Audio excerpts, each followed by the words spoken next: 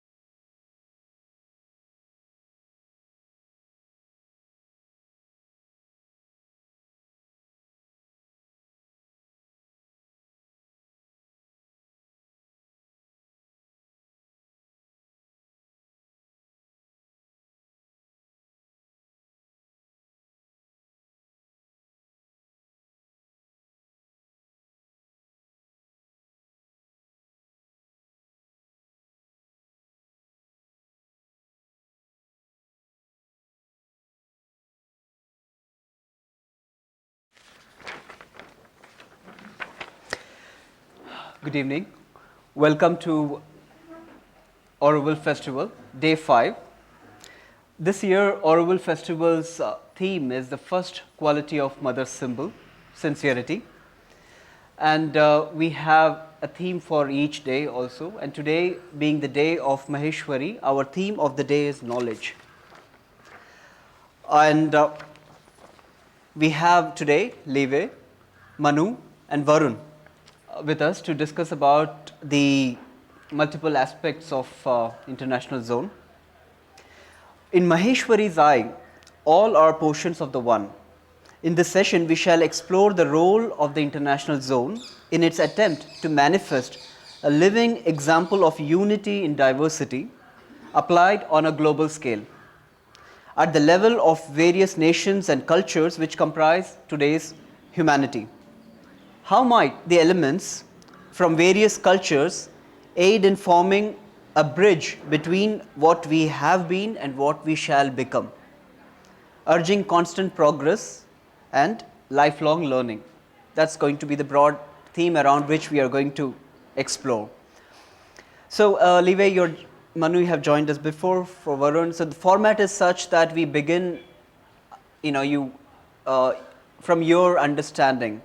I would like to hear you. What is your understanding of international zone? What are its larger aspirations?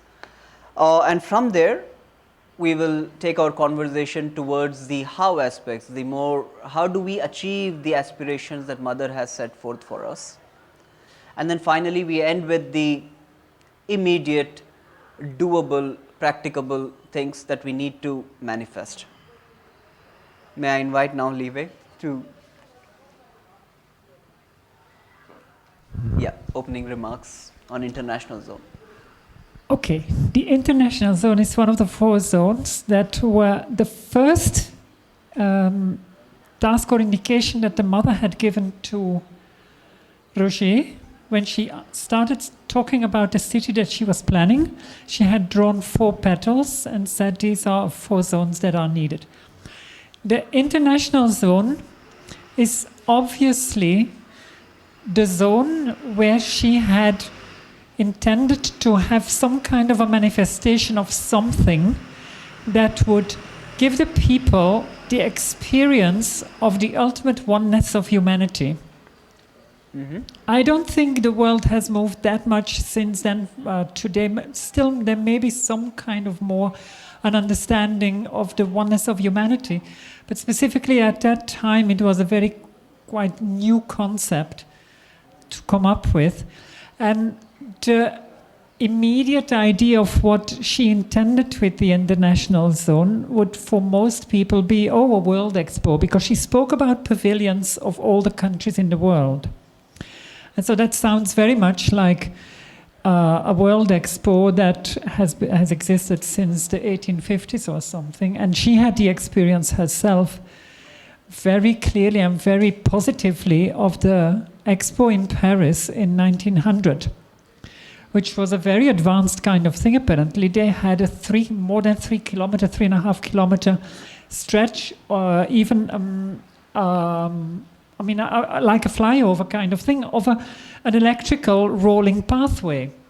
So people could go on that exposition. You could do a whole tour on a rolling pathway. I can't say. I mean, it was called a boardwalk or something, and it was an electrical thing. And there were two parts. One where you stepped up, which was a bit slower, and then the larger part had a quite fast pace, had a speed to bring you around. So she was very much impressed by all of these things, and even though it may feel that we're supposed to do something like that, I don't think that that's what it's supposed to be at all, in fact. It's probably not at all a kind of an expo, even though she might have had for Auroville certain ideas from that very futuristic 1900 Paris Expo. What I think the international zone is supposed to be is somehow, and I don't even know what form it needs to get, but it needs to somehow be an experience, a kind of material experience that people can have that pushes them into understanding, in fact, we're all the same, we're all one. Or the oneness of humanity needs to come out of that experience. She wanted people to have the possibility to experience all kinds of cultures of the world in one rather small space. It's not very large. Auroville as a whole is not even so large. So it's only one portion out of that. So it's not a very large space that she placed all of these things in. And the experience that she wanted to have that combination, that mixture of everything just next to each other. So I think for people to just see the similarities ultimately, that only the exterior is different, but ultimately deep down below there's just human and there's nothing else.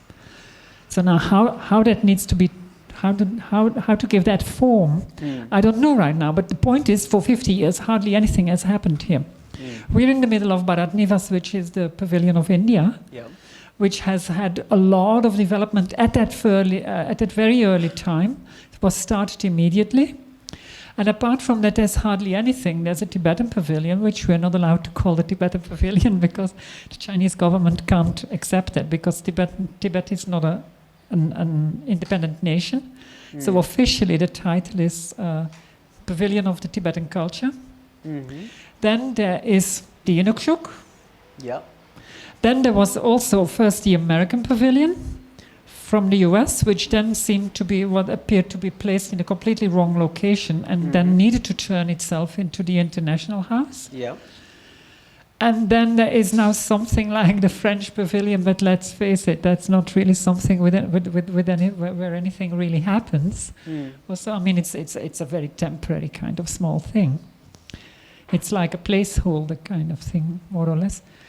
And that's about it, what is happening around here in that whole thing. Yep. And there's also, but I don't want to take away, I mean, you guys need to be able to say something, but there's also the problem of Bharatipuram, which is Ekotakarai, which is... Yeah, we'll come to the practical aspects. To just touch upon, what do you think is the aspirational value for us in the international zone? We talked about it on a collective level, how this can stand for diversity, unity in diversity. What is it that we can all take individually? What is it that we should aspire for? What is international zone for each one of us? But the whole point is that the international zone should be the experience of not an individuality, but of a wholeness. So I feel that what should it do for me or so? Well, that's the last important thing here. The important thing is that for everybody, somehow, it's a bit like the gardens of Matrimandir, where Mother said you need to have the experience of that quality in that garden, which is an immense ask. I mean, it's something that God knows when we'll be able to realize that, but she wanted people to come into the gardens and then feel the quality.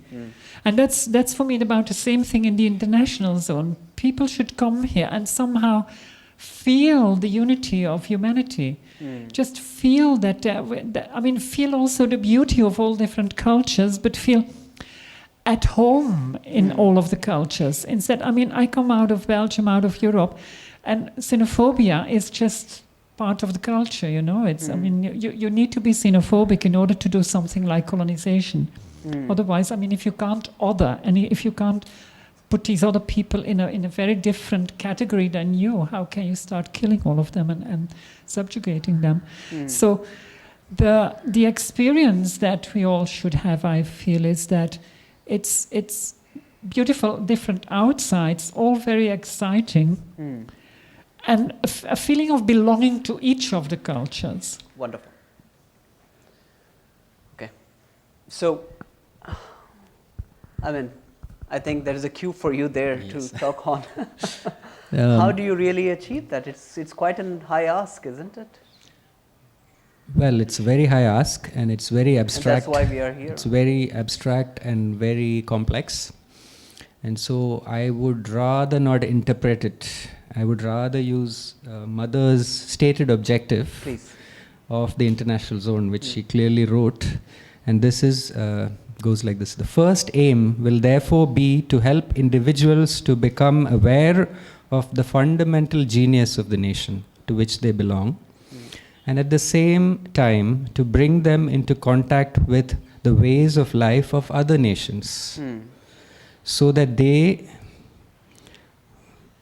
begin to know and respect equally the true spirit of all the countries of the world. So, to become aware of the fundamental genius of each nation, and to bring them in contact with the ways of life of other nations, so that they begin to first understand and respect equally the spirit of other nations. So, I think she put it very eloquently about the nation, and Sri Aurobindo had already written this: a nation or society, like the individual, has a body, an organic life, a moral and aesthetic temperament, a developing mind, and a soul behind all this science and powers for the sake of which they exist. So, so then the obvious corollary to this is, what is the path to discover the nation soul? And I think one of the sadhaks asked them, how do you discover the nation soul? And they very clearly put, in order to discover the nation soul, one has to discover one's own psychic being. Psychic being is just one's soul. So one has to work towards discovering one's own soul to understand the nation's soul. You know.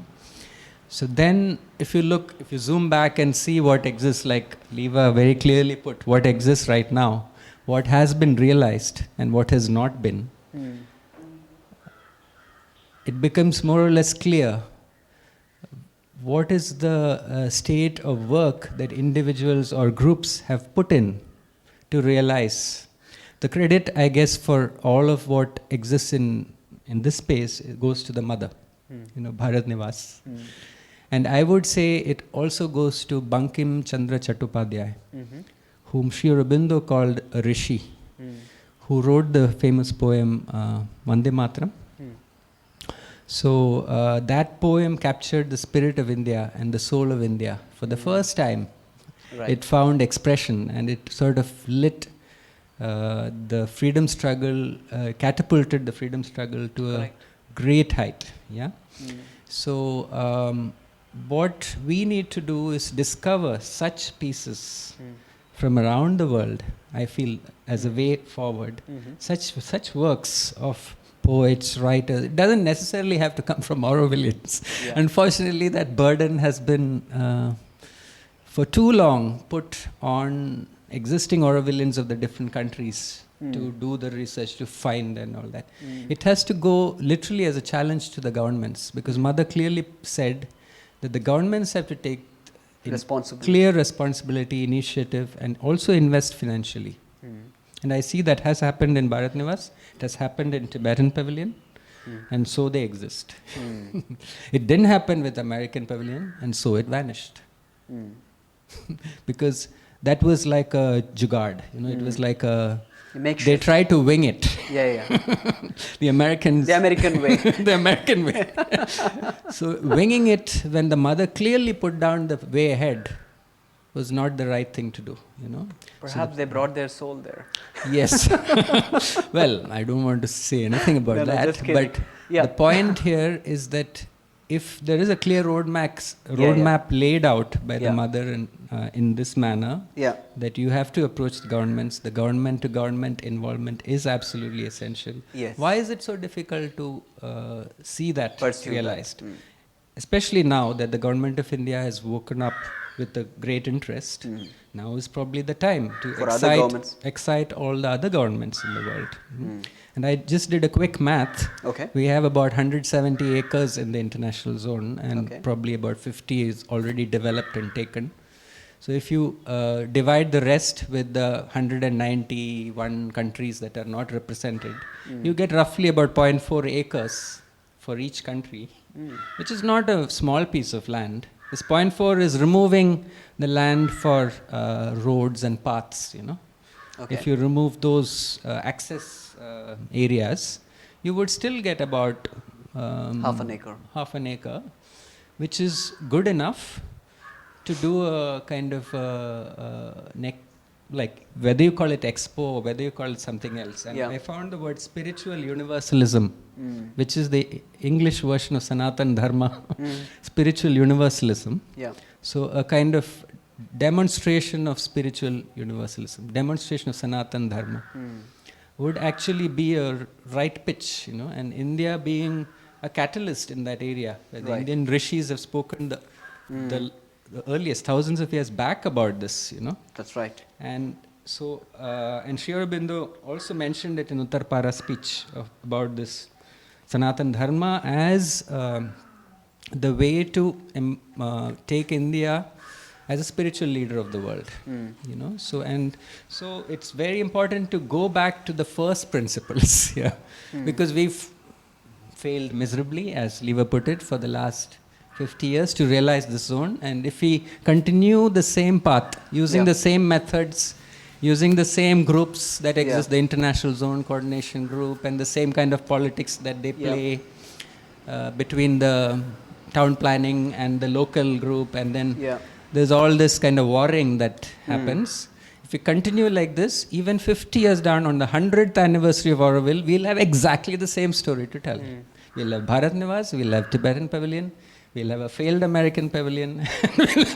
So we can't really go much further, you know. So this is my take on this. Okay. So Varun, I would like you to again reflect upon your thoughts on international zone. You are an architect yourself, and you're right now in archives also. So is there some information that is not known to us? Is there something that your eyes laid on? And also, while they are speaking about this, you know, what you read out, what comes to my mind is, how do you distinguish between nations, the idea of a nation versus a country? So when you count, according to UN, I think the latest number is 196, and then they count China as a country and not Uyghur and Tibetans and, you know, as a nation within a country.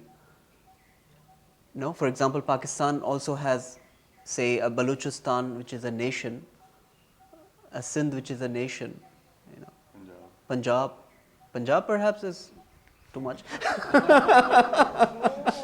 Since you're going there, we can talk about Punjab also. Yeah.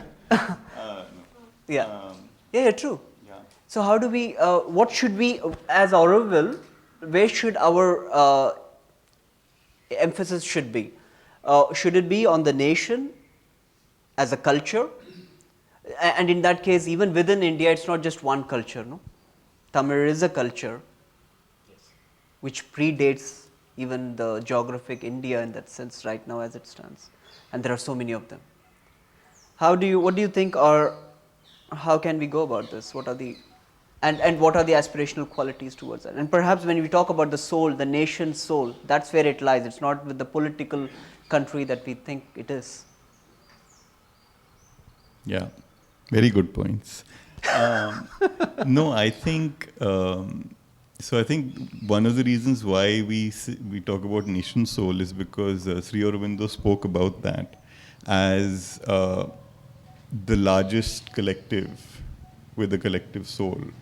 That we haven't reached a world soul or a continental soul or whatever it is, that what we had reached was a nation.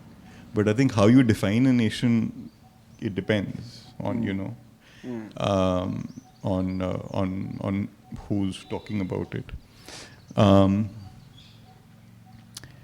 I think one of the things is that Auroville is going to keep on changing. We have this idea of Auroville as being a thing, like a manifestation. But the manifestation of Auroville is going to keep on changing over the decades, over the centuries, whatever, however long Auroville lasts. And so all of these definitions are going to keep changing. What is a nation? What constitutes this nation? All of, the identity of the nation, the soul will keep evolving. Yep. So everything is in flux. So what Auroville is today, or what Auroville was 50 years ago, if, like you said, if it's going to be what it is 50 years from now, then literally we failed. True. Because we're not moving forward, we're not evolving. And it's the same thing with these pavilions, it's the same thing with nations. Everything's going to keep on changing. So, and there is absolutely no need for us to, kind of say that this is what it is. The definition is also going to keep on changing. And I think that is also something that will reflect in the pavilions when they come up. That a pavilion isn't just going to be one exhibition. Even if it's just exhibitions, the exhibitions will keep changing. What is in it, what is shown in the pavilions will also keep on changing and evolving. So I think that's one aspect. The other one, like you said, what is there in the in the past documents and all. I think one interesting thing is this whole idea of, again, seeing Auroville as a closed space versus seeing Auroville as an open space. That's more accessible than it is now. Okay. And I think the International Pavilion in particular, there's this document, I think it's in the 1971 or even the 1969 master plan, in which they show these two kind of nodes, which are open. And which are kind of disseminating information to the outside. So the international, so one was the international zone and one was the cultural zone. And I think definitely the international zone is one that is more open, to the outside, to the world. And if we see these pavilions as something where not just Aurovillians come or, a small group of people come, but that's more open, then it makes much more sense of experiencing these different cultures, and different people kind of getting exposed. Even though you can get information now on the internet, I think this is something that we're going to talk about later. So we'll get to that then. Yeah. So one other thing I wanted to say was that there's unity, but there's also diversity. So we are moving towards unity, but this is going to be a display of the diversity of the world within the unity that we are aiming for. Okay. So Manu, if I can bring the topic that he mentioned right now, about this existence of internet, the oncoming or onslaught of internet to an extent, since mother left. Those were the days when, I don't know, I can't imagine how the 60s were, but I remember somebody, if I'm not wrong, last year when we had this meeting with the ashramites and the ones who prepared for the 50th celebration, they were sharing their experience, and one of them said they did not know how the maps were. Like they know the country and they do not know how Philippines, how would it be? And there were no internet in those days, like you can go and Google what the map is. And they had great difficulty going and finding that map and then replicating it. So such is a change, sea change in the way we experience the world today. It has really shrunk. And in this, how do we create an experience of diversity? where even the diverse worlds are becoming merging together and losing its spirit. You know, like the other day we discussed that even the cities now, before 30 years perhaps before, if you go to Chennai, if you go to Chandigarh, if you go to Kolkata, it had its own cultural spirit. Now they are all merging. Yeah. So how do we perhaps achieve that in Auroville? And again, it's this experience. It's not just about it. You know, it's like a experience of experiencing a flower. It's not about just the description of it. And you can go and see the picture of it on the internet, but then to really experience a flower, it's something else. So, what do you think? How can architecturally, town planning wise, we can achieve that? What are your challenges right now in ATDC? Well, we have not started working on the international zone officially, so I cannot say specifically about the challenges, but what I've observed from the earlier part of the question is that there is a sort of rise and ebb, like a sine curve of spiritual life, a spiritual awakening and a dying down, with all of this churning that's happening with the internet. You know, people are being suddenly forced to come together to protest against one thing. So it's mostly a negative topic that brings people together, and then sort of it ebbs, and then it ends up in some kind of a war or something, then again a protest. So it's more like in the shades of grey. So spiritual life is taking a back seat. So more in the physical and the vital. The internet is managing to keep us, because it's only the dark stories that sell and go viral on the internet. And Facebook and all these companies are cashing in on that. Correct. By promoting the dark stories. You know? So I would say our predecessors, people who were at the beginning of Auroville, were at a competitive advantage in spiritual life because they didn't have this kind of force to deal with. Because when they spoke to the sadhaks or when they spoke to a group, they didn't have to deal with all of this clouding of the mind. Correct. Yeah.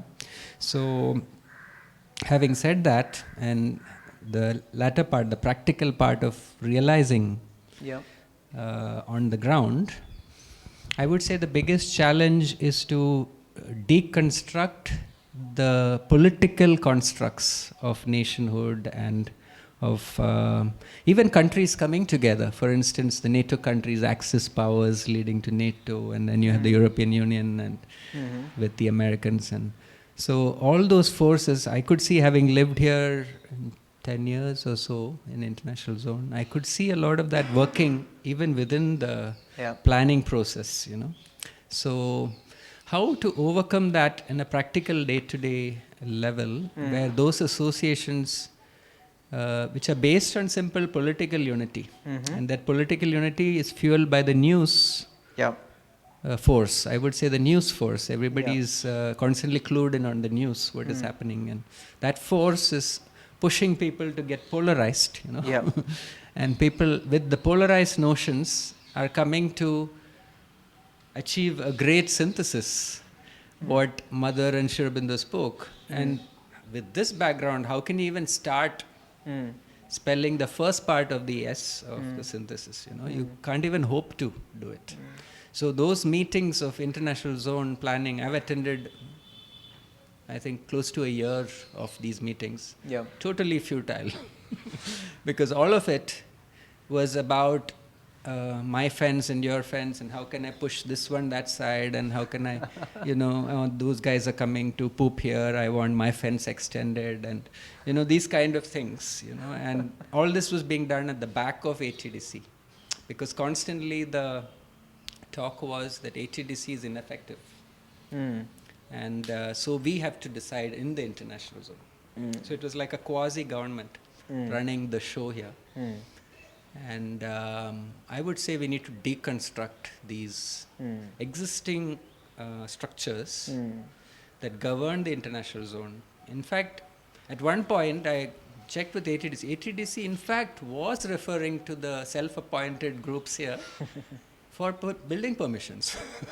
So, when the self-appointed groups were constantly throwing stones at the ATDC, it was really a ridiculous situation. Why would the ATDC do this, you know? So, anyway, so I think the first step would be to deconstruct and then to look at the first principles laid down by Mother and Sri Aurobindo in a fresh research, which is clearly time-bound, say 3 months. You have a research project with a clear set of outputs. We want to come up with a framework to redesign the international zone at the end of the 3-month period or whatever. And from that framework, you can make a design brief. And that design brief can be worked on in a collaborative process. Many architects and planners can be involved within Auroville and outside. And because the genius doesn't exist here, I feel it's all over the world. You know, the genius of Belgium might have been captured by a Belgian poet somewhere, maybe 100 years back, whom we don't know about right now. And maybe there are universities in Belgium that can suggest, look at this person's work, you know. So, so we need to do that little work. And as Aurovillians to be catalysts. If I may just add one more part to that, if Aurovillians need to be the catalyst, right now in Auroville we have about Auroville residents from about 56 nationalities.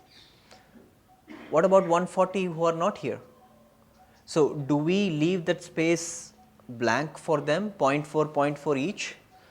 How do we really address this when we do not have those representatives? Even the ones that are here, say 56 nationalities, many of them are like one individual, two individual, a family kind of situation. Perhaps what we have is 20-25 countries that are adequately represented, which can perhaps come together and think about their nation's soul and articulate it, and then come to you as ATDC with something.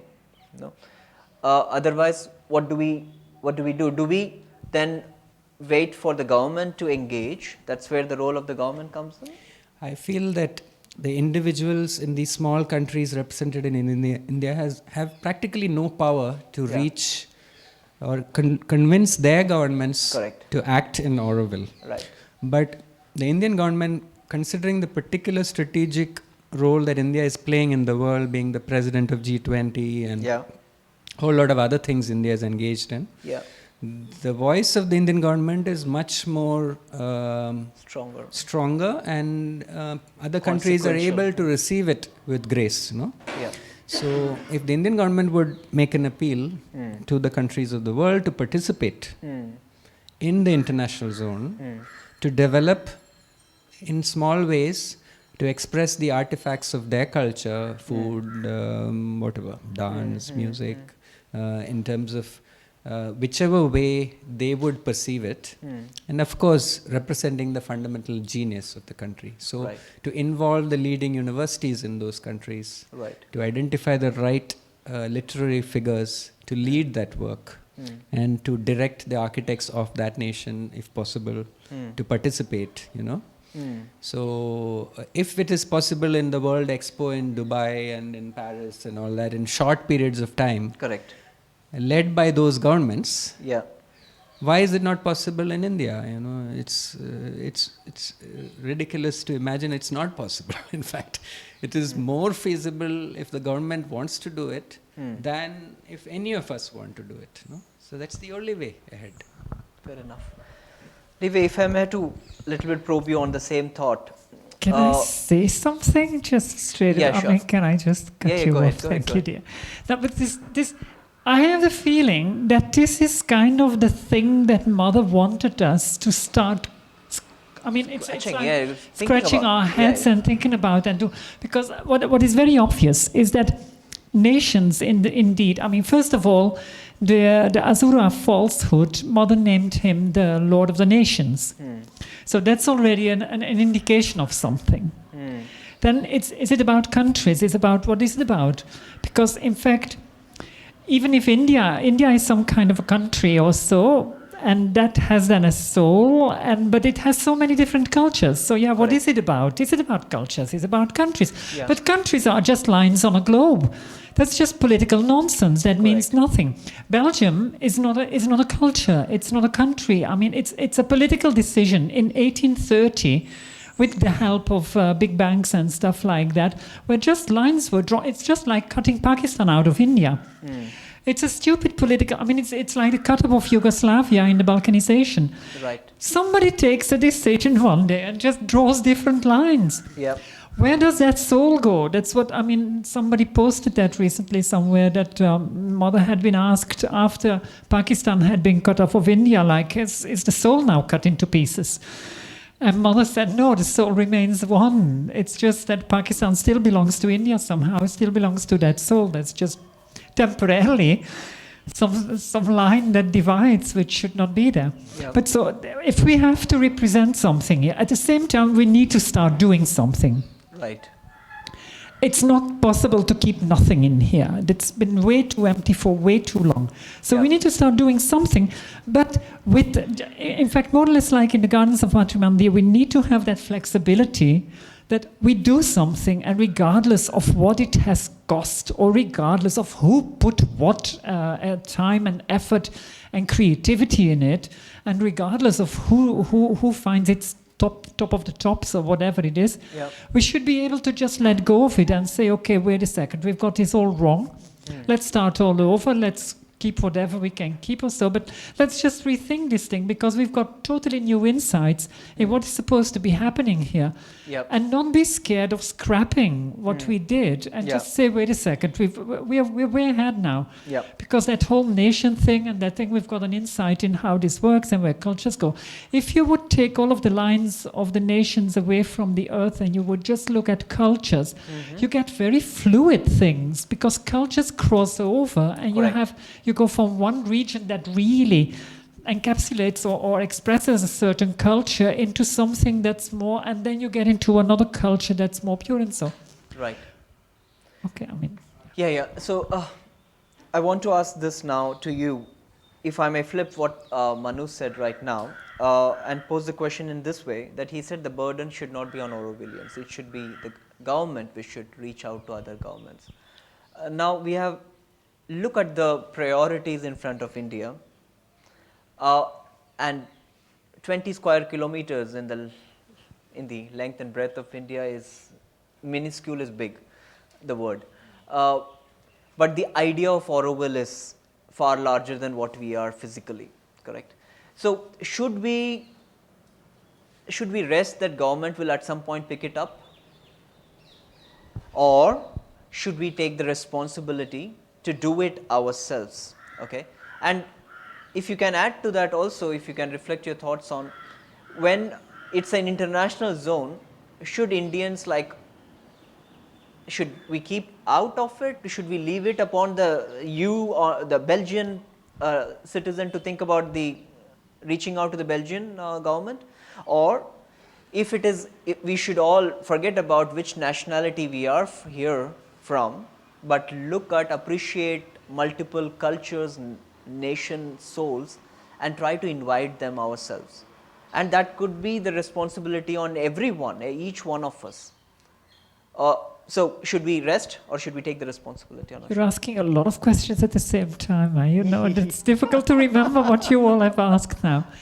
Okay, first of all, there is at this particular moment in the history of Auroville so much happening, and so much that needs looking into, that it's hardly possible to prioritize. But we need to prioritize. You can't just tackle everything. Right. And Auroville, as it has been now, is just, I mean, every corner of Auroville needs attention and needs urgent development and urgent sparkling, and I don't know, it needs doing. Every corner of Auroville needs doing.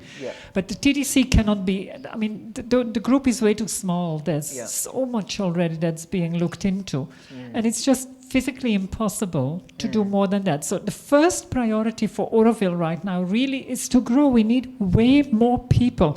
Anybody who's not here, who sees this and is inspired, please come to Auroville join this project because everything is to be done here. I mean, it's a wide open field where so much needs to happen, and we need people to literally take up all of these things, take charge of that, and start developing it.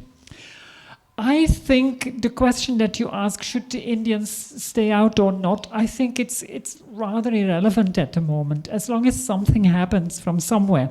It's very obvious. Mother spoke about it very clearly, that she wanted indeed the governments of the world to be involved in this. This was the place where she wanted Auroville to more or less become its real self, or have the meaning for the world that she saw, that she has seen for Auroville. Mm-hmm. And so that she wanted to literally have that.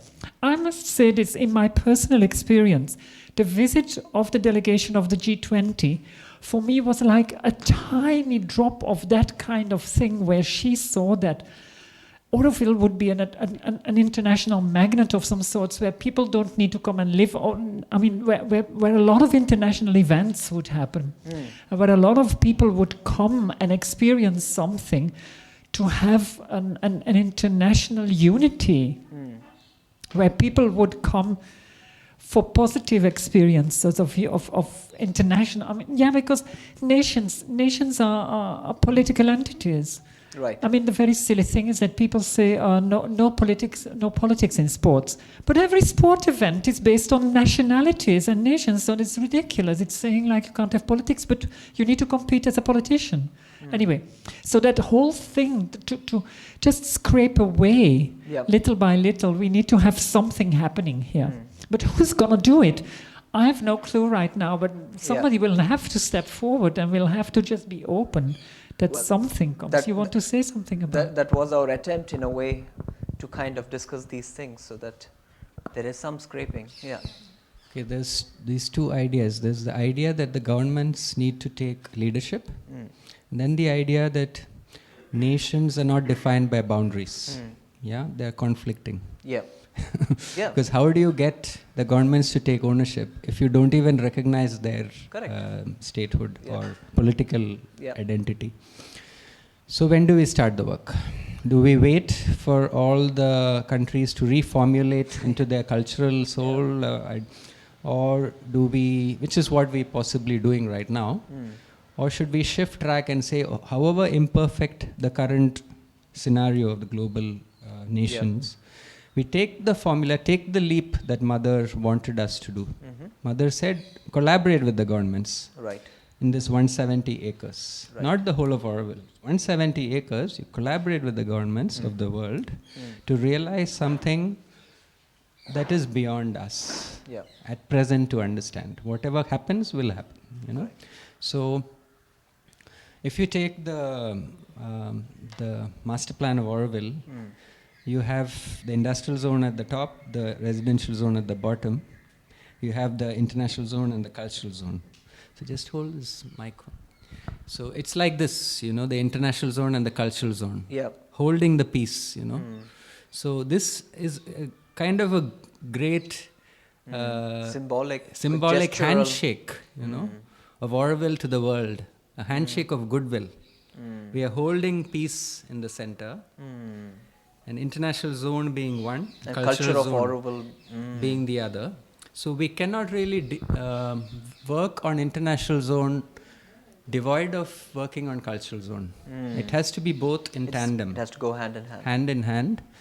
And that's when it will also make sense, because the cultures, as Lever put it, need to be defined and represented beyond the boundaries. Right. And that is what will happen in the cultural zone. Yeah. While the international zone will represent the existing imperfect global identities of the nations, but it will seek to discover the fundamental genius within however imperfect it is, and help the countries move further, because a lot of countries have not gone beyond the vital and the physical. At the moment they are at war, you know. So where is the spiritual work, you know? So those countries need a space to do the research into the spiritual identity, the psychic being, you know. So Auroville can provide that opportunity, even in 0.4 acres, to do that for those countries. It's valuable for the world. So to do that, the seeding of initiative, do you think it should come from Aurovillians?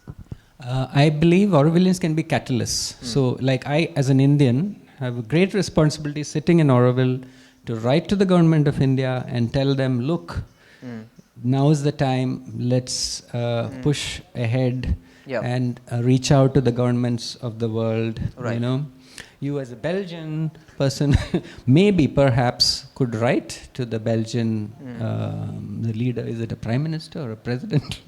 Or a dictator? Oh gosh. So the king and primitive the prime country. All right. So, right to everybody concerned, including the ambassador in India. Sorry. And whatever is within our powers to do, we must do as Auroville. And we can't be lame ducks going to lame duck meetings that happen every week. Yeah. For ages, these meetings have been happening and nothing comes out. We need to bring these larger things into our conversation. Yes. 1 second. Yeah. We'll open it up a little. Yeah. So I'm just thinking, like in the current context of what's happening, I think the Indian government obviously is paying attention to Auroville, is going to put money into Auroville. And I think one of the reasons for that is because in India there is a growing understanding of yoga and integral yoga as part of yoga. So, you know, if you're talking about India taking a leadership in the spiritualization of the world, whatever, you know, people think about it, if we take that seriously, then the Indian government can take a role of taking this idea global and saying, listen, we have this international zone, and, you know, will each country contribute to it? Because I think globally the idea of integral yoga is something that is not very well known or well accepted. It's something that is going to grow. Yeah. And so I don't think countries are going to take the initiative. I don't think Aurovillians as individuals have the financial... Auroville doesn't have the financial... itself have the financial capacity to build this zone. So either the Indian government can say, we will finance it as our contribution, and the different countries put in your resources, right? You know, universities, artists, governments, whatever it is, your ideas, into each of these pavilions, and either the countries finance it, or India or the Indian government finances it, as a move towards this, you know, the whole idea of diversity and unity. Okay. Yeah. Okay. So if we have to do it ourselves, the impetus has to come from us. Then naturally, the question is also that how do we lay importance on the cultures, various cultures? We often go by the cultures that we are often aware about, and in Auroville we are you know, more than necessary, we lay importance on the European cultures, right? How do we reach out? For example, even the African pavilion, we gave a full continent as a pavilion. It's not like Botswana, it's not like Mali, it's not like Congo, right? For Europe, even for the tiny countries, we have given pavilions. So that's how we lay our emphasis. So how do we ensure that, you know, Madagascars of the day and Perus of the day and Icelands of the day and, you know, I don't know, like Timor East of the day, Borneos of the day are represented, you know, equally well. So so I'll just, so I mean, this is where I think Aurovillians themselves would be limited in their own conceptualization of these cultures. And so what we can do, like Manu said, be catalysts for the project as a whole, but then leave the detailing to the countries and the representatives of the countries. And again, it's the same thing, is that it's not going to be static. It's not that once something is established, it's going to be there for, you know, 200 years. Things can keep changing. And if something is not represented correctly, or there's something that's missing, can be added. You know, it's going to be a constantly changing thing.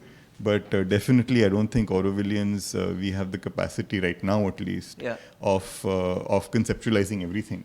Fair enough. At all, Yeah, you answered that. I have one more question for you. Yes, okay. No, I think one potential way is to use the KISS principle. Keep it simple and stupid. Not short. Yeah, not short.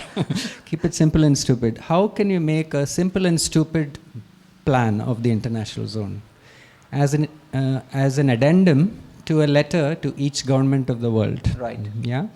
A simple and stupid plan that gives equal area to Timor East and the United States of America. Right. Yeah. Where there is a certain sort of equality. Correct. Shown, you know, and grace shown in that. And the government is asking each government, say, look, we have earmarked this space for you. Will you be willing to participate in the experiment of Auroville? Yeah. This plan, this stupid plan of the international zone, which can be very quickly drafted, even using AI, can actually evolve. Right. It's not like it's cast in stone. Yeah. Okay. You can move things around as Okay. interest dawns, and depending on the response rates. Yeah, so you start with an imperfect piece and slowly chip away at making it perfect. Correct. Rather than wait for the perfect perfect awakening to happen, which is what we've been waiting for. Correct. And every time somebody brings a kind of plan on the table, there are 100 arrows shooting at the plan from all directions, proving that it's imperfect. So that plan goes into the drawers. And this is not the way ahead. The way ahead is to start with an imperfect piece, send out the first intent that Mother said, create that intention, set that thing to the governments of the world. And then wait what happens. She's at work, we are not. We are just instruments. No? Okay. She has a certain logic. You know, people say, "Oh, why are we talking about nations? The world has changed." You know, those days people were nationalistic. Now we're not. Really? Is that true? Now we are more nationalistic now than in the 60s. You know, so in the 60s there was all this flower power, internationalism. And now we are talking more nationhoods. You know, within India, there are several nations developing and all that. So the point I'm trying to make is we need to quickly get on to the drawing board, make that piece an invitation piece as a drawing, as well as a letter from the government of India going to all the governments of the world, which tells them that, look, this is a real project. There is land. Come here and we will help you manifest your pavilion. Let me, to you only, Manu, if I may look at this international zone from a new perspective. Yes, it was said, but then what is the reality in the last 30 years or 40 years? Instead of the countries coming and taking it up, we have pavilions which have naturally, organically come about for various concepts or various cultural aspects of a society. For example, we have a pavilion for language. We have a pavilion for peace, unity. We have a pavilion for Savitri. We have a pavilion for food, and we have a pavilion for shopping. Yes, you're right. You know, so is it not more natural that we go according to the pavilion for certain aspects of culture, which is a co-shared space where if it's a pavilion for dance, for example, dance and performance, now a Taiwanese troupe can book a space, a Korean can book a space, a African can book a space. So it's not rigid that you mark it and suddenly there is nobody to take care of it and it becomes like a dead infrastructure. And perhaps that's what this Bharat Nivas has also been for the last 50 years to an extent. In fact, this worldview has been quoted very often by various people in the past, including the governing board, including Chairman Karan Singh. And the whole vision of Unity Pavilion was also this, that there is one space already, it's an institutional building, you can use it whenever you want to do a dinner party or a dance program. It's there, you know, why put more and more concrete all over the land, you know? I would beg to disagree on that point, because there is a certain reason, Yatra, for mother insisting that there are national pavilions, which is beyond us at the moment. We may not understand why and why the governments must be involved. All those things, there's certain reasoning, and we have not sought enough to understand that. The other aspect is that on the crown, you can have a lot of these generic buildings which don't ascribe to any particular country. Yes, Siru. Well, Siru is further down. It's near the Matrimala. It's still in the international. It's still in the international, at the far end. But on the crown, you can have Savitri Bhavan, you can have unity, you can have language, you can have all those generic themes that bind the nations, while the national pavilion area can be on the other side. It may not be on the crown. It doesn't have to occupy the crown, because not every country can have the crown. So it wouldn't be fair to put one country there. When can Belgium have? They have king. I'm sorry.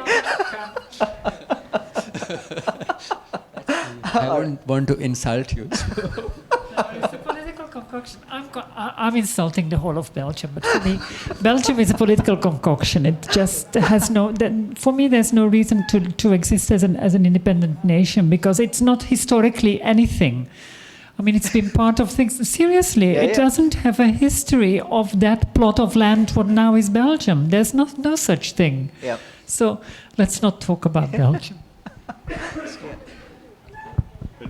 I think the idea is to have common facilities, and that it is basically just going to be pavilions, kind of smaller pavilions for the countries. And then, like Siru is also part of the international zone. And that will be the place for collective gatherings, the confluence and congregation. And also research on moving towards unity, and the evolving souls of nations. Okay, Live, if we have to, in terms of reaching out to various countries, if we do not leave it upon the government, can we take a creative and innovative approach to reach out to multiple countries ourselves, as an initiative, and try to see where this leads? Quickly, we need to wrap it up. I don't have many ideas about these things, but like Manu said, I mean, I think it can be done, but you need to take it in a very modern day approach somehow. And indeed, maybe we need to just tackle it as a first step, as some kind of an expo thing then, and give a very simple map about it and say, look, we need a design and a little bit of money for something there. What do you want to do? I mean, you can give it any expression you want. It doesn't necessarily need to be a pavilion if you don't want to. You make a fountain out of it or whatever. I don't know. Do something created. Here is a little bit of thing. You put your money in and you represent your culture, country, whatever it is, nation. Or kingdoms. Your kingdom. I mean, it can be done, I think, but this is, somebody here needs to do it. Someone of us here in Auroville needs to pick it up, because it's not going to fall out of the sky. So who's going to do it? Who? Physically. Okay, now quickly, the practical aspects. The village is expanding. It is hugely expanded in the last 10-15 years, and it is basically eating up into the international zone. So we have now more of individual houses rather than pavilions. All the 0.4 acres few countries are going. So people have bought it, have gone already. Climate change is anyway drowning all the countries. And then we have an issue of access. If we open this up, then how do we open it up in a way that it doesn't disturb our peaceful life inside in the Auroville, that it doesn't become a zoo of sorts, an exhibitionist kind of place of sorts, that after all it's a place for inner work. It's not an exhibition. It needs to be part of the mobility plan, of course, and it needs to be decided at some point. I mean, the sooner the better. Somebody starts thinking about, okay, who is getting access to this international zone? Because indeed we have so far been thinking in the long term that most of Auroville is going to be quiet and a bit shielded off without moving into a gated community somehow. I don't know how we're going to avoid that, but we want to have visitors not just running over the whole of Auroville. So Auroville will be accessible to everybody who's interested in Auroville and willing to stay and volunteer or experience Auroville. But then you have the international zone. If we have all these these pavilions where you can experience something, who's going to experience them? Only the Aurovillians? Or what is the thing? It's a bit like Mati Mandir again. It's like, okay, Mother said very clearly, no tourism in the thing. I mean, she said very, very strict rules, but in the end, well, it's there and it attracts a lot of attention, you know, it's just there as a very special thing. So if we create something here like that also, it will automatically attract. So what's the plan? I don't know. I mean, some people will have to sit together and work something out. And once again, be flexible enough to see like, okay, we tried this, but it doesn't really work. Now we're gonna have to move with the times and with the situation that happens on the ground.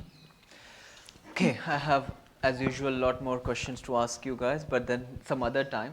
Let's see if somebody else wants to ask a question. Yeah, would you like to come here, because we don't have one more mic. We are. No, it's for the camera. I've actually two questions, not one question. So one I think is for Manu and one is for, I guess you both can answer. So first question is, did Mother specifically say that it has to be a country or a government, or she did specify that it has to be an ethnic group of that sort? Because Tibet for me is not a country, it's an ethnic group right now. Yeah, it's controversial right now, but it's what it is. Okay. So did she say that it should be an ethnic group representing themselves in an international zone or in an international sphere? And the second question goes for Manu, which is more technical. How much financial aid or assistance would be needed to make probably a setup in a 0.4 acre plot by any country or by any ethnic group? So is there any budget as such which has been dedicated? Okay, this much money would be needed to make a particular space around for a ethnic group or a country. Usually the brief is as high as possible. Okay. Yeah. I think the first question is for the two of you. Yeah. I think Mother didn't speak at all about ethnicities. I mean, I think in that sense, look, there are certain things in how Mother and Sri Aurobindo spoke and the words they used that you can say that's particular to the time they lived in, because the vocabulary moves around and moves with time. So, but from what I understand, she very clearly said countries, and that all countries should be represented. And I find that immediately a big challenge, because if somebody tomorrow thinks that, okay, we're going to cut Russia into 25 pieces or whatever, and suddenly, I mean, we have to just move over, there's more needed here. So, I mean, how do we practically do that with countries which are very volatile, specifically when you let European people cut the world up? So 0.4 divided by 24 then. Okay, how much money? I think it's entirely a subjective question. There's two aspects to that. Money, there's an investment required for the infrastructure leading to each so-called plot which the country would inhabit. That could possibly be raised by the government, through the government of India, because it's an invitation from India to the world. So the development cost of each plot could be raised through the government of India, and the cost on each plot depends on the design of what. It may be simply a landscape project, like Could Japan. Japan, for instance, may want to make a Zen garden or a very simple thing which actually represents the state of their soul in that country. So. And Dubai might have a Burj here. Inuksuk, yeah. Well, is that a country? Did we say that Canada has? Yeah. Anyone else? I said it. Helmut also has a question. You want to answer that?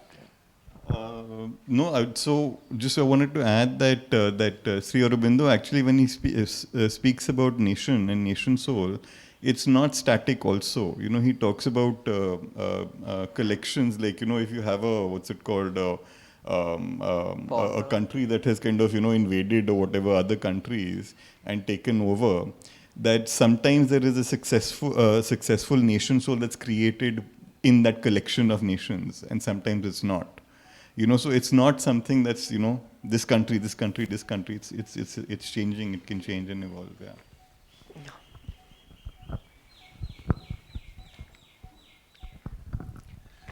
I'm Helmut Ernst from Germany. I'm member of AVI Germany since a long time, and we discussed in the 90s already how a German pavilion should look like. And from this discussion, which went on and on without any real result, my impression was, or my conclusion, if you want to have a cultural pavilion which is really representing the culture of a nation or of some part of the nation, it must be living. And only if the people stays there, it can be experienced. If you can talk with them and with their language and they show you their dances or their practices, whatever, then it becomes a valuable experience. But how to bring people here to present their culture, it's quite easy. You should create a university, and the different nations or countries should contribute a national college to the international zone. So each college would be actually given by the country, by the government, as it should be. And the students, there would be always some, let's say, 10, 20 students from this country to present their culture. They would have a media library, which is now easily possible. So they could show any aspect of their culture on demand. And they could make events showing their culture to the other in a big auditorium or whatever. So each country would present their culture by their students, and of course, because it's a college, there would be professors and tutors also from the country. And these colleges would be connected to their home country, home universities. So there would be a network of all over the world of these different cultures, nations, and science. Auroville would become a hub for higher education. So I call this a campus of human unity. The international zone would be the area with the colleges, and the cultural zone would be the place where what you call a university is situated. In order to make this understandable what I mean, you can imagine Oxford University. It consists of 39 colleges which are independent. Each college has its own management, its own financial resources, and they select the students according to their criteria. And the university is kind of umbrella organization which provides the overall lectures, seminars, labs, and things like that. Because there all the students from the different colleges come together and have the seminars or listen to a lecture. Okay, so in this view, I see no problem at all to bring this to life here. I presented this idea now in recent days to the secretary. She was very fond of it. And I distributed this information in a PowerPoint, and it's accessible to everybody. So if you give me your email addresses, I can send the whole material. Nice. Okay. I could now spend an hour telling about the details of these ideas, but I think for the moment it's enough to throw this into the discussion. It's a really pity that so many people are here. It shows that this idea of international zone is something not at all of interest to Auroville. It's a truth. So one has to come up, I think, with something new, completely new thing, which is also able to bring up as the economy of Auroville. So my proposal to the secretary was an integral, comprehensive proposal, and it started with this discussion paper, which you may know, I don't know, which was presented last year I think it was in June. Okay. Aurelio put it on the net, ABI net, and now I made the presentation to the governing board or to the secretary on their invitation because she got interested in this idea. Okay. Thank you, Helmut. I'm seeing our friends are indicating that the time is far over. So it's a good thought. More than a question, I think it's a good remark to end our conversation with. Thank you very much. Thanks for listening to our talk. And tomorrow, the theme of the day is power, and we will be discussing about the industrial zone at 4 p.m. Thank you all. Thank you for coming. Thank you. And hope to see you soon.